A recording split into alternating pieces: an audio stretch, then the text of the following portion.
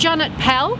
I live around Sefton Park in the avenues over the other side, and I've been a resident for about 30 years, using the park twice a day, every day, with my dogs, with my kids, with friends, family, visitors.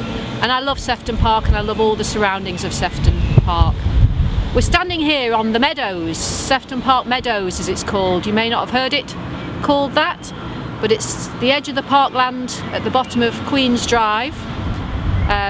It's right on the edge of the boundary of Sefton Park itself, which is a Grade 2 listed park, and it's a great open space surrounded by mature chestnut trees, about 110 at the last count. Part of the old Toxteth Deer Park as well, from which Sefton Park was originally created in the 1870s. It's lost some of its space on one side to housing 20 or 30 years ago, but it's still about 6 acres of open public green space as part of Sefton Park setting, and part of the conservation area and part of this great green infrastructure that we've got in Liverpool, one of the greenest cities in terms of green spaces and public open spaces. This area is now under threat. Liverpool City Council want to sell off this 6-acre grassland and parkland and turn it into posh housing, 3 and 4 bedroom villas, right on the edge of Sefton Park, within its conservation area, and as importantly probably part of Liverpool's fantastic green public open space.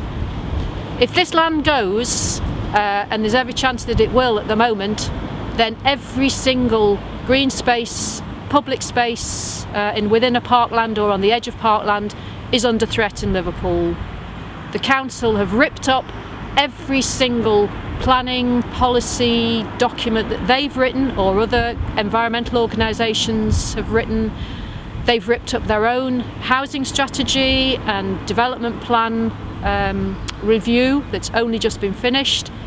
Nowhere on any of those does it say that Sefton Park Meadows, this land here that we're standing on, is available for development. Every single one of those plans says it's public open space.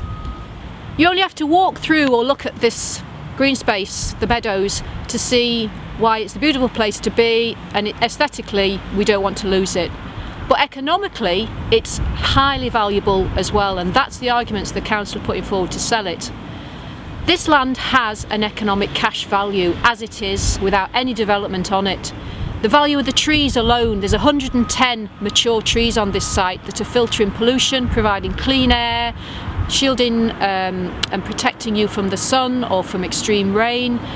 They're also providing noise abatement and also the health and well-being. Health and well-being alone is worth £300 per person per year for people to be able to use this green space tranquilly, calmly, for walking, cycling, whatever. But all those other services, flood protection, pollution, air control, that these trees and this green space provide, have an economic value to this city that they're currently not even taking any notice of or assessing at all. At the moment the council are valuing this land at about £5 million to any potential house builder. Joe Anderson's mentioned figures of £330 million alone for the council's deficit and £149 million just to repair roads. £5 million isn't going to go a long way, is it, Joe? Everybody watching this is going to be watching their green space, because if this goes up for sale for £5 million, yours could be next for £2 million, £1 million, £10 million. The council are going to need to sell every single green space off that's worth anything to a builder in order to fill that deficit.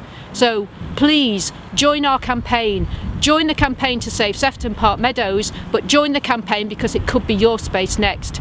Sign the e-petition, write to Joe Anderson, get in touch with your local councillor to see what plans there are, not only for Sefton Park but for your green space, and please support our events.